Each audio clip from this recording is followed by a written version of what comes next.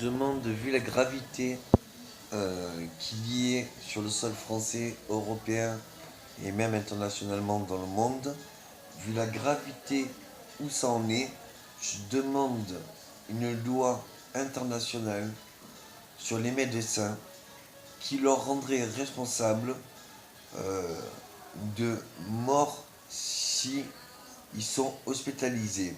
Si une personne est hospitalisée, la médecine, on peut tenir quelqu'un de vivant, même si le corps ne le permet pas. Demande à tenir vivant sans douleur les corps, maintien des corps sans douleur, pour que l'on trouve une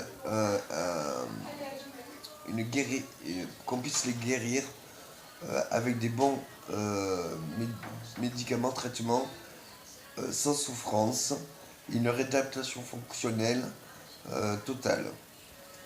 Au jour d'aujourd'hui, nous pouvons avoir un accès à une vie bien plus longue, que ce soit par clonage de chromosomes, de longévité dans les chromosomes, ou que ce soit de façon biosynthétique, ou que ce soit même de façon hybride.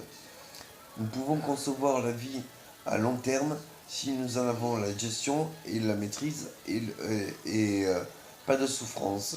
Si nous sommes amputés ou autre, nous pouvons nous reconstituer un corps d'aplomb, que ce soit en biosynthétique ou autre. Nous devons tenir responsables les médecins, car toute personne qui vit a de fortes chances d'être confrontée à un médecin. Les médecins sont des personnes qualifiées et professionnelles.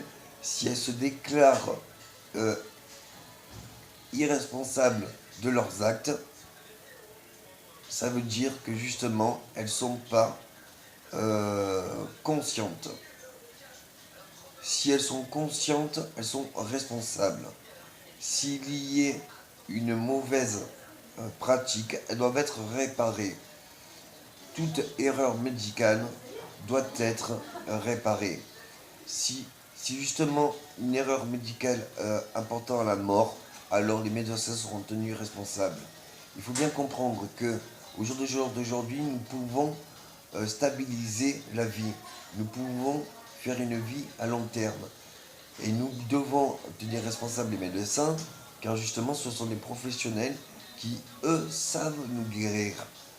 Si justement nous avons une contre-indication médicale, exemple la morphine et la méthadone, sont les deux pour justement atténuer la douleur.